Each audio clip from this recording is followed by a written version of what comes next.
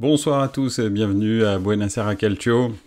Encore 30 minutes de foot ce soir, on va parler de Mercato, on va parler de l'intersaison des grands clubs européens et on va voir un petit peu où est-ce qu'ils en sont en Ligue 1, en Bundesliga et en Espagne, comme vous pouvez le voir ici sur le programme. Donc voilà, on va s'atteler un petit peu à ça. Sur les réseaux sociaux, j'avais dit que Buonasera Calcio allait s'attarder un petit peu sur l'imbroglio Mbappé. On va commencer par ça. Et puis on va faire un petit point un petit peu sur qu'est-ce que Mbappé cherche, qu'est-ce que le Paris Saint-Germain a essayé de faire, et puis on va peut-être se projeter sur qu'est-ce qu'il aurait peut-être fallu faire, finalement. Bref. On va commencer, donc vous savez, hein, Mbappé, le recrutement du Paris Saint-Germain a commencé. Ils ont recruté quand même déjà pas mal de gens. Hein, Lucas Hernandez, Kang In Lee de Majorque, Lucas Hernandez donc du Bayern de Munich. Manuel Ugarte du Sporting et Marco Asensio essentiellement du Real. Après tout le reste, tous les transferts sont des retours de prêt. Il y a énormément de retours de prêt au Paris Saint-Germain. Vous allez avoir et des fois on les a oubliés très honnêtement, les Dagba. Alors il y a Milan Skriniar aussi, j'avais oublié, mais Milan Skriniar a été signé gratuitement en provenance de l'Inter. Il y a Colin Dagba qui va revenir de près de Strasbourg. Il y a qu'est-ce qu'il y a encore, Mauro Icardi, qui finalement va être transféré 10 millions d'euros en Turquie à Galatasaray. Il y a Ander Herrera qui va revenir de l'Athletic Bilbao, Keylor Navas qui va revenir de Nottingham Forest. Edouard Michu de Sunderland, Julian Draxler de Benfica, Jorginho Wijnaldum de Rome, et enfin Abdou Diallo de Leipzig. Ça fait quand même un sacré effectif au Paris Saint-Germain. Et bien sûr, tout est suspendu aussi à l'affaire Kylian Mbappé. Alors, pour l'instant, le Paris Saint-Germain s'est très très bien renforcé en défense avec Lucas Hernandez et Milan Skriniar. Alors, il y a deux très grosses interrogations. C'est en l'occurrence... c'est que Milan Skriniar était blessé au dos et n'a pas joué depuis très très longtemps, et que Lucas Hernandez, la dernière fois qu'on l'a vu, il s'était fait les croisés, le pauvre, et depuis il n'a pas joué, et puis c'est quelqu'un qui est pas très fiable. Donc c'est vrai qu'ils ont deux très belles recrues sur le papier en défense, mais finalement on ne sait pas ce que ça va donner réellement. On se souvient de Ramos qui avait été recruté et la première année n'avait quasiment pas joué. Il avait joué toute la deuxième année en revanche, mais la première année il était transparent. Écoutez, j'espère que Skriniar et Lucas Hernandez pourront être efficaces directement, parce que le Paris Saint-Germain en a bien besoin en défense. En défense centrale, il reste plus vraiment que Marquinhos et Kimpembe. Kimpembe qui lui aussi a subi une très très grosse blessure. Donc si on prend la défense du Paris Saint-Germain, globalement, on a trois défenseurs centraux pour lesquels on est un petit peu dans l'expectative, on ne sait pas exactement où est-ce que ça va aller. Un défenseur central qui est esquinté par les défaites. On ne peut pas considérer que Marquinhos est un mauvais défenseur central. En revanche, si vous êtes un tant soit peu superstitieux, vous arrêtez de le mettre sur le terrain, parce qu'il est quand même de toutes les plus grandes défaites du Paris Saint-Germain, toutes les humiliations même du Paris Saint-Germain, il était là, Marquinhos. Il était caché par l'arbre. Thiago Silva, mais il était présent sur le terrain pour le 6-1, pour le Manchester City, le Manchester United, etc. Même Manchester City d'ailleurs, il était là aussi. Alors un petit tour dans les commentaires, Kevin 8. Bonsoir et à la Madrid. Écoute, voilà, un socios du Real. Navas doit revenir titulaire au PSG. Alors, en parlant de Navas, alors oui, il va revenir au PSG. Est-ce qu'il va repartir? Probablement. Mais le PSG, j'ai entendu dire, a testé Hugo Lloris, comme espèce de doublure de comment il s'appelle, Donnarumma. Donc ça va être... alors, ça m'a vraiment surpris quand j'ai entendu ça, mais oui, effectivement, a priori, il y aura Hugo Lloris qui est, en tous les cas, en odeur de sainteté du côté du Paris Saint-Germain pour éventuellement être le support de Donnarumma, voire même le numéro 1, on verra bien. Cotonou buonasera, Forza Atalanta Bergame. Oui, effectivement, le club aux latéraux de feu. on reviendra, on fera un petit focus dans l'intersaison sur les clubs italiens en particulier. Hein. Là, ce soir, on va pas en parler, mais on fera un focus sur les clubs italiens, le mercato des clubs italiens, probablement, peut-être, je sais pas, enfin, dans les prochaines semaines. Bref, revenons-en. Donc, très gros renfort en défense pour le Paris Saint-Germain, bien sûr. Au milieu de terrain, il y a tous les achats compulsifs que Paris a fait qui vont revenir. Donc voilà. Et Ugarte qui a été payé 60 millions d'euros. Alors 60 millions d'euros, il fait partie des records du Paris Saint-Germain. Hein. Les records de transfert du Paris Saint-Germain, c'est Neymar et Mbappé, bien sûr, 222 millions et 180 millions, suivi de Edinson Cavani, 64 millions, Angel Di Maria, 63 millions, et juste derrière, Ugarte, 60 millions. Alors, je ne sais pas s'il sera à la hauteur de ces 4 joueurs que j'ai cités préalablement, mais on va dire que ce qu'il a fait sur un terrain de foot pour l'instant, je sais pas si ça vaut 60 millions d'euros. Bon, on verra bien à la fin. Je suis pas sûr que, par exemple, un McAllister n'offre pas plus de garanties. McAllister qui est allé chercher Liverpool, et je pense que c'était moins, si je me souviens bien, c'est dans les 40 et quelques. C'est moins cher que Ugarte. McAllister, je sais pas si il est pas meilleur que Ugarte. En tous les cas, ce que j'ai vu d'Ugarte avec le Sporting, parce que je l'ai vu jouer un petit peu, c'est une équipe que j'aimais bien, le Sporting, je sais pas trop ce que ça va donner. Donc voilà, bref, on verra. Et puis devant, il y a un chantier immense, hein, bien entendu. Neymar revient, on ne sait pas trop dans quel état il est, et en l'occurrence, même s'il revient avec donc Mbappé et puis potentiellement un numéro 9, un vrai gros numéro 9, dont on dit que ça pourrait être Harry Kane ou Dusan Vlahovic. Donc c'est ça un petit peu les deux rumeurs insistantes du côté du Paris Saint-Germain. Alors Harry Kane a priori est plutôt orienté vers le Bayern Munich. Mais le Bayern ne veut pas franchir cette fameuse, on va en parler juste après, mais cette fameuse limite des 100 millions d'euros.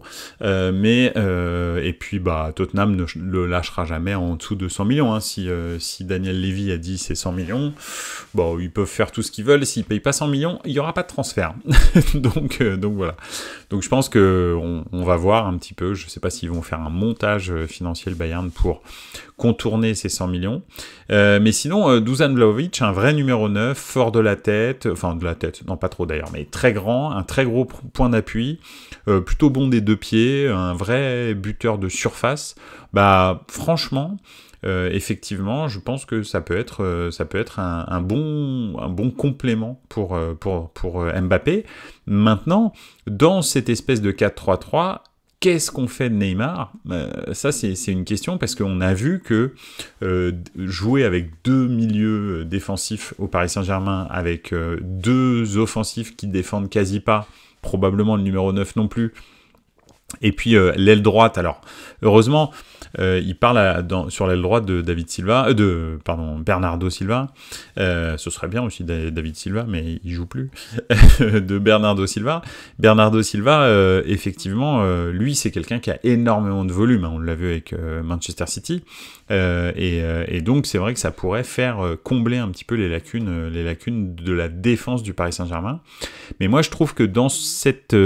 si on se dit que Bernardo Silva vient au Paris Saint-Germain, hein, donc pour l'instant, c'est entre le Paris Saint-Germain et l'Arabie Saoudite, hein, parce que l'Arabie Saoudite a sorti l'artillerie lourde pour Bernardo Silva avec un salaire à 50 millions d'euros par saison, je crois. Bref, donc imaginons qu'il y ait Bernardo Silva, Dusan Vlahovic, Mbappé devant, avec derrière Ugarte et puis, je sais pas, Vitinha, et puis un troisième dont qu'il ne serait pas Verratti, bien entendu, parce que bon, ça y est, je pense que ce sera plutôt Oliveira. Là, ça commence à ressembler à quelque chose. Mais Neymar sert plus à rien là-dedans. en vrai.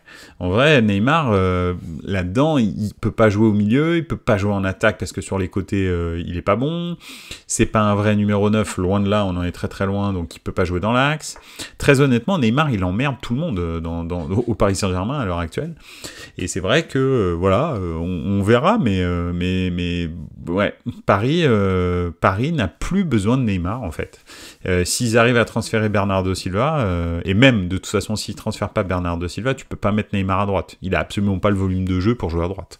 Donc voilà, il a le volume de jeu pour jouer au milieu de terrain, style milieu de terrain offensif, avec deux très gros défenseurs derrière, mais c'est très compliqué de jouer à deux doubles pivots en 2023 avec aucun joueur qui vient combler, et là en l'occurrence ce serait Neymar dans le cœur du jeu et Mbappé à gauche. Mbappé il comble rien du tout, Neymar il comble rien du tout, donc il faudrait que ce soit Bernardo Silva qui en permanence se replace en défense et qui passe en 4-3-1-2 avec Neymar derrière Dusan Vlahovic et Kylian Mbappé en phase défensive, et que Bernardo Silva soit aussi en phase offensive, et que ça passe en 4-2-3-1 on va dire, ou 4-2-2-2 avec Mbappé et Dusan Vlahovic devant. Ouais, je trouve ça compliqué. C'est beaucoup plus évident lorsque il n'y a que trois milieux de terrain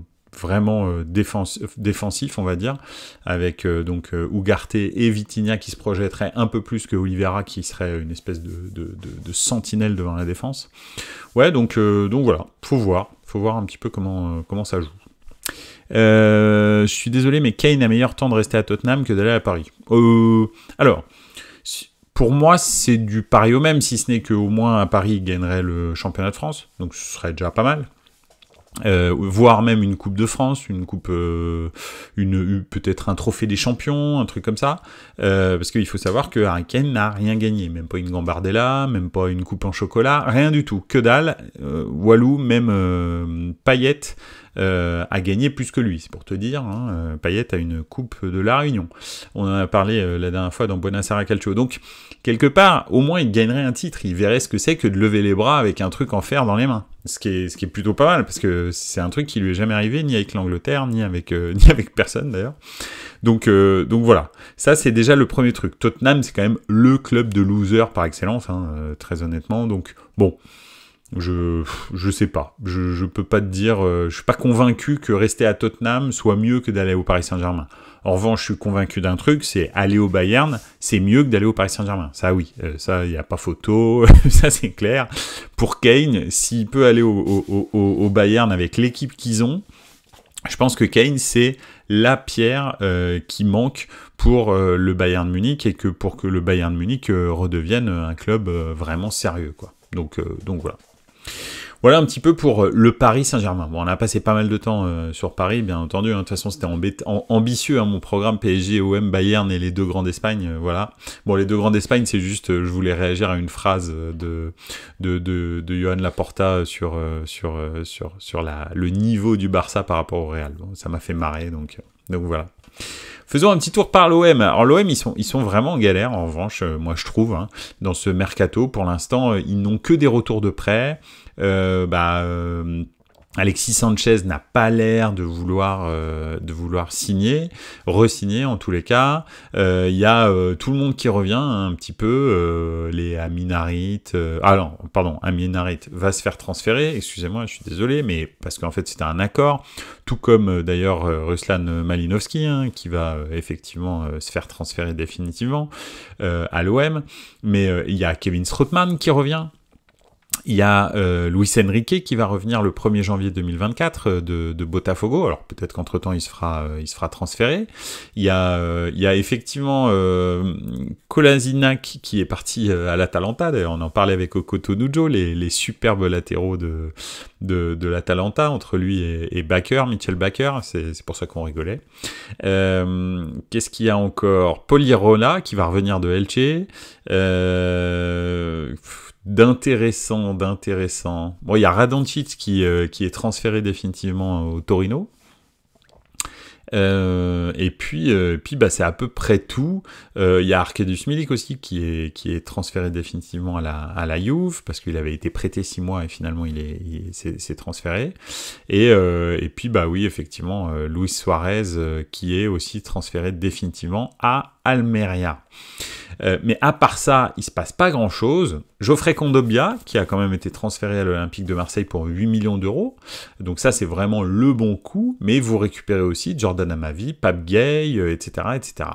Donc vraiment compliqué, je trouve, le mercato de l'OM. Pas du tout évident. C'est Kevin DS, je confirme. Pardon, je lisais les commentaires, mais en fait, voilà. Pas du tout évident, je trouve, ce mercato pour l'instant de l'OM, parce qu'ils ont eu un gros renfort, on va dire, en la personne de Kondogbia au milieu de terrain, donc ça, c'est plutôt pas mal. Mais depuis, bah, ils ont... Voilà, toujours pas leur meilleur joueur de l'année dernière, c'est-à-dire Alexis Sanchez qui veut re-signer. Trouver un joueur de cet acabit, c'est vraiment très compliqué. Donc je pense honnêtement que ça va être vraiment complexe. Et puis bah il y a toujours le problème Vitinha, 32 millions d'euros transféré à l'OM, plus gros transfert jamais effectué par l'OM, hein, attention, hein, là on est dans le sommet de ce qui peut se faire à l'OM. Un joueur que personne n'avait vu venir. Moi, personnellement, je l'avais jamais vu jouer avec Braga. Donc, Ouais, j'ai pas du tout été convaincu par ses rentrées l'année dernière. Alors, est-ce que c'est parce que le joueur est mauvais, ou est-ce que c'est parce que Tudor n'avait pas envie de ce joueur et ne savait pas comment vraiment l'utiliser, ou en tous les cas, dans son système, il savait pas vraiment l'utiliser? Je pense que, en tous les cas, Marcelino a vraiment beaucoup de travail devant lui. Ça va être compliqué avec cet effectif de l'OM. Je pense que Marcelino a été choisi par Pablo Longoria, parce que je pense que Pablo Longoria s'est aperçu qu'il avait absolument aucune latitude dans ce mercato. D'ailleurs, ça se voit, hein, parce qu'on est le 13 juillet, et il s'est quasi rien passé à l'OM, excepté Kondogbia pour 8 millions d'euros, 30 ans, voilà, et pourtant l'OM a la possibilité de jouer la Ligue des Champions. Alors, est-ce que l'OM attend la fin des tours préliminaires de Ligue des Champions, ce qui est risqué quand même, hein, parce que voilà, bah c'est sûr que avec les revenus assurés de la Ligue des Champions, l'OM aurait peut-être un petit peu plus de latitude. Peut-être que Pablo Longoria est en train de signer des accords, on va dire pour l'instant théoriques, avec des clubs et des joueurs, qui seront confirmés que en fonction de la qualification ou de la non-qualification de l'OM en Ligue des Champions, c'est possible. Donc peut-être qu'après le tour préliminaire, on va voir débarquer 3-4 joueurs juste avant la fin du mercato, ce qui est très possible, hein, puisque les tours préliminaires sont fin août, sont au mois d'août en tous les cas, donc il est possible que dans les derniers jours du mercato, le mercato de l'OM soit très animé. Voilà, en tous les cas, pour l'instant, c'est la seule chose que je peux croire là-dessus. Donc voilà. Pour l'instant, en tous les cas, très calme et pas rassurant pour la saison prochaine. L'effectif aura énormément bougé. Beaucoup de joueurs qui sont partis sont en retour de prêt. D'autres qui partent parce qu'ils étaient en prêté et ils retournent dans leur club. Donc voilà, très compliqué. On va faire un petit tour vers le Bayern Munich. Donc voilà, le Bayern, ils ont été très actifs pour l'instant. Enfin, très actifs. En gros, il y a eu 2 énormes transferts. Lucas Hernandez, 45 millions d'euros, qui part au Paris Saint-Germain. Et puis, il y a pas mal de joueurs qui partent, qui reviennent avec le jeu des prêts. Bon, il y a eu un transfert qui est très intéressant, c'est Raphaël Guerreiro, qui est un latéral qui est très confirmé, moi que j'aime bien, qui est plutôt bon. C'est pas le meilleur du monde, mais franchement, c'est quelque chose sur lequel vous pouvez vous appuyer. C'est vrai que les latéraux ces derniers temps au Bayern, c'est pas non plus l'assurance tout risque entre Pavard et Davies. Donc effectivement, pourquoi pas Raphaël Guerreiro, je pense que ça peut être vraiment pas mal. Il y a aussi Konrad Laimer qui a été transféré du RB Leipzig, et ça c'est plutôt bien. C'est vraiment bien la signature de Konrad Laimer, gratuit, hein. C'est un très bel espoir du football allemand. Donc on va voir ce que ça donne. Il y a le retour de prêt de Marcel Sabitzer, qui avait été un flop total la première année de son transfert en provenance de Leipzig justement, et pour très peu cher d'ailleurs. Peut-être que Sabitzer, après un passage à Manchester United un peu exotique, va exploser enfin. Il y a aussi le retour de Alexander Nubel qu'on annonce comme un très très bon gardien. Il était à l'AS Monaco, hein, je ne sais pas si vous vous souvenez, il a fait une saison franchement mauvaise à l'AS Monaco, mais va savoir s'il se retrouve dans l'environnement du Bayern, ce que ça peut donner, sachant que maintenant il y a quand même Sommer qui est là, qui a montré toutes ses limites la saison dernière, à mon sens, hein, que ce soit en championnat ou en Ligue des Champions, et puis bien sûr Neuer qui est blessé. Donc est-ce que Alexander Nubel peut tirer les marrons du feu, doubler Sommer, et puis finalement être adoubé par Manuel Neuer ensuite? Pourquoi pas? Donc voilà, c'est un petit peu ça pour l'instant. Et puis il y a toujours ce dossier Harry Kane, ou plus exactement du numéro 9, parce que le Bayern n'est pas fixé sur Harry Kane, parce que les deux cibles numéro 1 sont les mêmes pour le Paris Saint-Germain et pour le Bayern d'ailleurs, c'est Victor Osimhen ou Harry Kane. Alors Victor Osimhen, on connaît le prix. Le problème c'est que c'est les deux présidents les plus entêtés de l'histoire du foot. Bon, on peut en rajouter un troisième, c'est Lotito de la Lazio, on l'a vu avec Milinkovic-Savic, mais en gros, ces deux présidents, donc De Laurentiis pour Naples et Daniel Levy pour Tottenham, quand ils fixent un prix, ils ne dérogent jamais du prix. Et en l'occurrence, Osimhen, c'est 200 millions ou 180, et Harry Kane, c'est 100 millions ou 108 millions, un truc comme ça. Et le Bayern, ils se retrouvent un petit peu bloqués. Ils ont de l'argent, mais leur président historique a dit qu'il ne franchirait jamais la barre symbolique des 100 millions d'euros de transfert. Donc on va voir s'il déroge à cette règle ou pas. Et quant à Paris, 180 millions pour Osimhen, c'est trop, mais c'est clair que Osimhen dans l'équipe du Paris Saint-Germain avec Bernardo Silva et Mbappé, ça ferait très très très très très très peur. Donc voilà. Mais bon, la Juve est en souffrance, et Dusan Vlahovic, je pense que c'est plus accessible. Maintenant, c'est moins bon que Osimhen, mais c'est quand même pas mal, et surtout, ça offre un vrai point d'appui physique à Mbappé pour pouvoir s'exprimer. Donc voilà, ça va le changer d'Ekitike. donc ou de Icardi, ou de tous les tocards qui sont passés par le Paris Saint-Germain en numéro 9 ces dernières années. Donc voilà, le Bayern en est là. En gros, il leur manque vraiment, c'est vraiment ce qui est important, il leur manque un latéral droit, vraiment. Il leur manque un remplaçant, je trouve, au milieu de terrain, mais c'est peut-être Marcel Sabitzer, va savoir. Et puis, il leur manque un numéro 9, très clairement. Ils ont bien des petits ailiers feu follet, mais ils sont pas méchants, ces petits ailiers feu follet.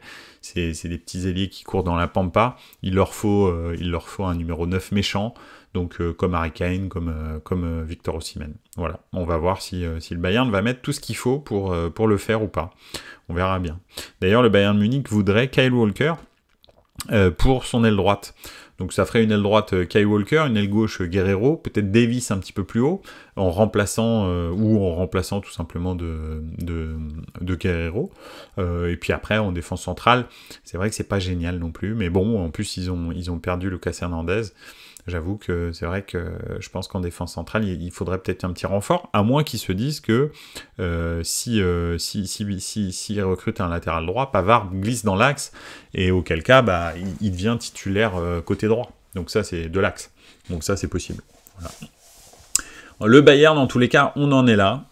Et puis on verra bien ce que Thomas Tuchel va faire de cet effectif. Donc voilà. Voilà un petit peu pour le Bayern. On va terminer gentiment avec les grands d'Espagne.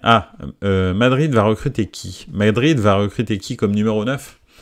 Madrid est dans l'imbroglio Mbappé. C'est vrai qu'on n'en a pas parlé finalement, et c'est pour ça que j'attendais les grands d'Espagne. Pour ça, Madrid attend Mbappé, mais en même temps Mbappé n'est pas un numéro 9, donc Kylian Mbappé avait signé un contrat jusqu'en 2025, avec deux années, c'est-à-dire jusqu'en 2024 assurées, et une troisième qui pouvait lui-même annuler ou pas, celle de 2024-2025, et c'est une année qu'il a annulée peut-être quelques jours après la signature de son contrat en 2022. Donc, très bizarre. Il a là cette année, s'il reste, une prime de fidélité au Paris Saint-Germain qui ferait monter son salaire à 150 millions d'euros.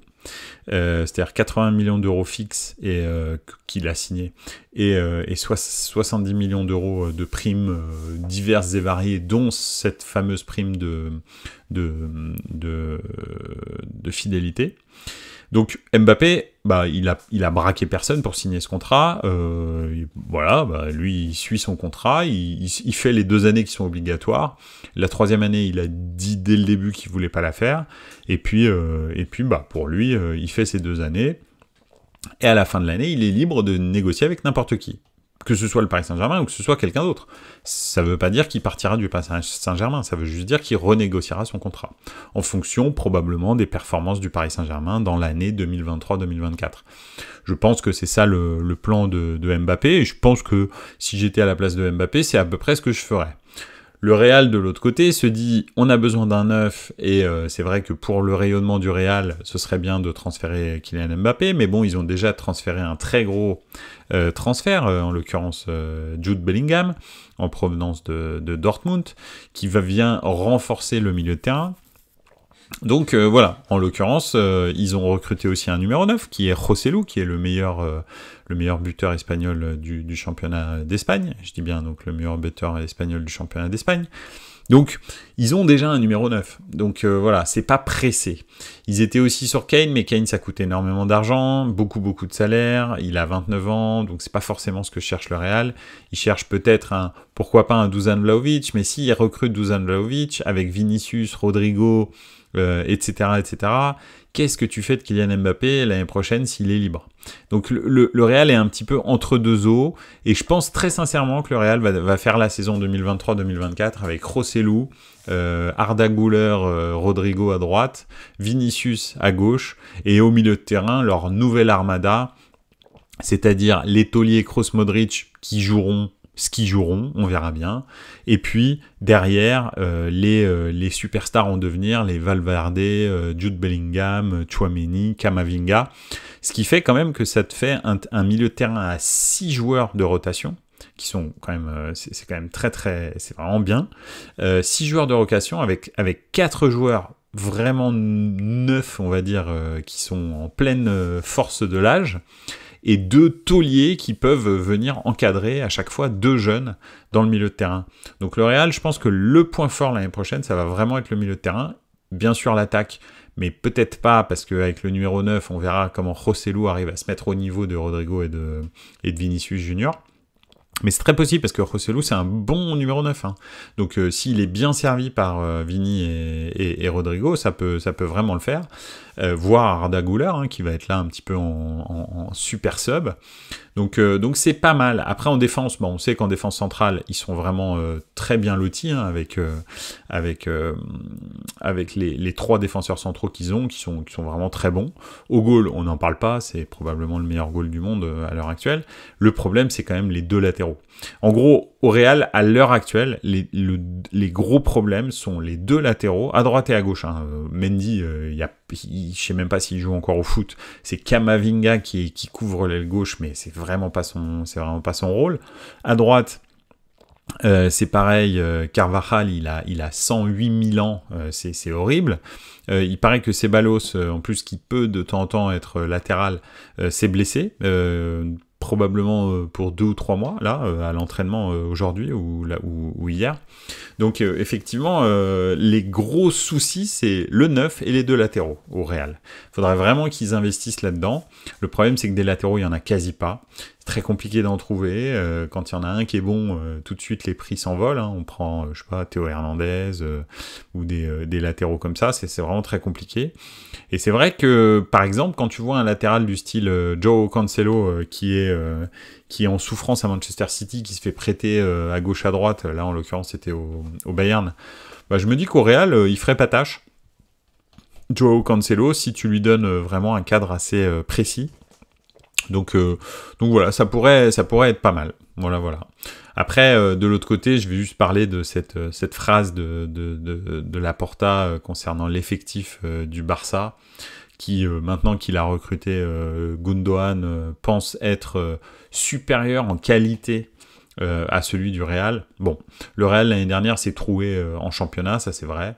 Maintenant, le Real l'année dernière avait plus de difficultés au milieu de terrain qu'ils vont l'avoir cette année. Donc voilà, on verra. Alors après, un petit bémol sur le milieu de terrain, Jude Bellingham est blessé au genou. Je sais pas si vous l'avez vu, toute la saison dernière, il avait des espèces de straps énormes au genou, droit ou gauche, je sais plus. Et a priori, il est blessé au genou. Là, dès le début de la saison, il y a déjà un entraînement qu'il a raté à cause de son genou. Donc je sais pas dans quel état réellement il est parce qu'il est arrivé blessé, le Real le savait, mais donc j'espère que ça va bien se passer pour Jude Bellingham, parce que ce serait pas le premier fiasco de l'ère Florentino Pérez dans les transferts, hein, parce que Eden Hazard, je sais pas si vous vous souvenez, mais était arrivé avec 10 kilos en trop, s'était blessé instantanément et avait joué son premier match peut-être 3 mois après son arrivée au Real. Donc bon. On peut le faire, même un transfert à 100 millions d'euros au Real, c'est fréquent que ça fail. Donc voilà, confère donc Eden Hazard, mais aussi Michael Owen, etc., etc. Je pourrais en citer plein des transferts de superstars qui ont donné rien du tout. Donc voilà. Bref, le Barça qui pense avoir une équipe supérieure en qualité au Real, en fait, Laporta, il a oublié l'humilité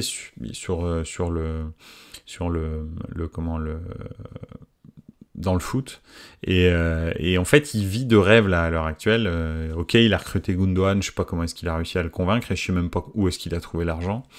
Mais bon, voilà, c'est la magie du football, c'est la magie du Barça. Et en l'occurrence, oui, bien sûr, si tu prends Lewandowski, bah oui, intrinsèquement, il est meilleur que le numéro 9 du Real, qui est Joselu. Si tu prends en revanche Vinicius, bon bah c'est le meilleur joueur du monde à l'heure actuelle, probablement avec Kylian Mbappé, donc non, il n'y a pas meilleur. Rodrigo, à droite, est-ce que Dembélé est meilleur que Rodrigo ? J'ai pas d'idée, mais une chose est sûre, c'est que Rodrigo est plus décisif que Dembélé devant le but. Après, oui, Rodrigo est peut-être moins bon dans les passes décisives et les différences qu'il fait en 1 contre 1, mais voilà, effectivement. Au milieu du terrain, ça va être vraiment très compliqué de me prouver que Pedri, Gavi, Gundogan, c'est vraiment meilleur que Modric, Kroos, je sais pas, Bellingham par exemple. Non, je pense pas. Je pense pas que ce soit meilleur. Je pense qu'effectivement, il y a match. Pedri et Gavi, il faudrait vraiment ils ont un super potentiel, mais il faut vraiment qu'ils haussent le niveau. On les a vus dans les matchs de Ligue des Champions, dans les matchs même d'Europa League. Les gars sont pas là, en fait. Ils ont pas encore ce niveau-là dans la tête. En face, vous avez des machines. Quand c'est un match décisif, ce sont des machines. Modric, Kroos, Valverde, etc. Donc voilà. Donc effectivement, je pense que pour l'instant, le milieu de terrain du Real est nettement supérieur. En défense centrale, oui, effectivement, il y a le défenseur uruguayen qui est très très fort, mais de l'autre côté, les Militao, Alaba, etc., ça n'a rien à envier aux défenseurs centraux du Barça. Après, c'est vrai que le petit Baldé, en latéral, bah, il enrhume les deux latéraux du Real. Ça, il y a pas photo. En goal, Ter Stegen ou Courtois, moi je préfère Courtois, personnellement. Je le trouve plus fort, plus décisif, meilleur dans les airs, etc. Donc finalement, si je prends toute l'équipe, excepté les latéraux, on va dire, bon, bah, le Barça a peut-être un meilleur numéro 9 et un meilleur latéral. Juste un, pas les deux. Juste un seul. Donc, ok, c'est vrai. Ça, je suis d'accord. Après, tout le reste, bah, le Real est soit équivalent, soit supérieur au Barça. Donc, Johan Laporta, bah, il raconte des belles histoires pour se faire réélire, parce que bah, c'est un président qui se fait élire, hein, qui est soumis au vote de ses socios. Mais à part ça, très honnêtement, faudrait qu'il travaille, qu'il ferme sa gueule, et que à la fin, bah, on voit. C'est pas parce qu'ils ont gagné le titre l'année dernière, et c'est vrai que moi j'ai trouvé l'attitude du Real vraiment bizarre par rapport à la Liga l'année dernière. Alors est-ce que, je sais pas, hein, on peut tout imaginer hein, dans le football espagnol, mais est-ce qu'il y avait un accord pour que le Barça revienne, parce que le Real finalement a tout intérêt, s'il veut que la Liga soit intéressante, que le Barça revienne au premier plan, un petit peu comme le Bayern a eu un intérêt à aider à sauver de la faillite le Borussia Dortmund dans les années 2000. Exactement pareil que en Italie, le championnat redevient compétitif depuis que toutes les grosses équipes d'Italie sont redevenues compétitives. Donc c'est un petit peu ça. Peut-être que finalement le Real et le Barça, dans leur espèce de quête commune de redorer leur blason et de redevenir la première Liga du monde, se disent, si je laisse tomber le Barça, en fait, si je leur donne rien au Barça, il y a un moment donné, effectivement, la Liga sera plus du tout intéressante. Donc ça peut être ça, peut-être. Maintenant, je veux pas minimiser la victoire du Barça l'année dernière. Je dis juste que l'attitude du Real par rapport à la Liga était vraiment bizarre. On a l'impression que c'était perdu dès le début. Ils jouaient pas. Je sais pas, c'était bizarre. Tout était mis 100% sur la Ligue des Champions. Bon, avec la réussite qu'on a vue en demi-finale, mais ils sont quand même allés en demi-finale. Donc voilà. Bref, voilà un petit peu le tour du mercato, en tous les cas en Ligue 1, des grands clubs, hein, bien sûr, du PSG et de l'OM, du Bayern, et puis des deux grands d'Espagne. Donc effectivement, j'espère que ça vous a plu. C'est un point au 13 juillet, hein, vous savez que le mercato c'est encore long, il reste 1 mois et demi de mercato, tout est possible, tous ces clubs-là ont encore de très très gros objectifs, donc le numéro 9 du Real, le numéro 9 du Paris Saint-Germain, le numéro 9 du Bayern, etc. Donc effectivement, les latéraux aussi, enfin non, quoi que les latéraux du Real, ça c'est sûr, mais j'allais dire les latéraux du PSG, mais les latéraux du PSG, ça va mieux. L'OM, c'est simple, c'est tout le mercato qu'il faudrait qu'il commence, hein, excepté Kondogbia, tout est au point mort. Donc voilà, il va se passer plein de choses. Alors bien sûr, la semaine prochaine, probablement, on fera un petit tour en Italie, hein, pour parler des latéraux de l'Atalanta, par exemple, et de la moisson de transfert de joueurs de l'AC Milan, de l'arrivée de Pulisic, par exemple, de potentiellement Reinheider, qui devrait se faire là dans la fin de semaine, ou en début de semaine prochaine. Donc voilà, ça, on a encore pas mal de choses à parler. On va parler aussi du Borussia Dortmund probablement, et puis peut-être de Lyon, probablement de Lens qui est en grosse négociation avec Leipzig pour Openda, etc. Donc il y a plein de sujets. Voilà, écoutez, je vous souhaite une excellente soirée. Merci encore une fois d'avoir été là. Merci de m'avoir écouté, et puis n'oubliez pas, hein, vous pouvez me suivre sur les réseaux sociaux de Buonasera Calcio, sur Twitter et sur Instagram, et puis vous abonner bien sûr à la chaîne Twitch, et puis nous suivre en podcast sur Apple Podcast et toutes les autres plateformes de streaming.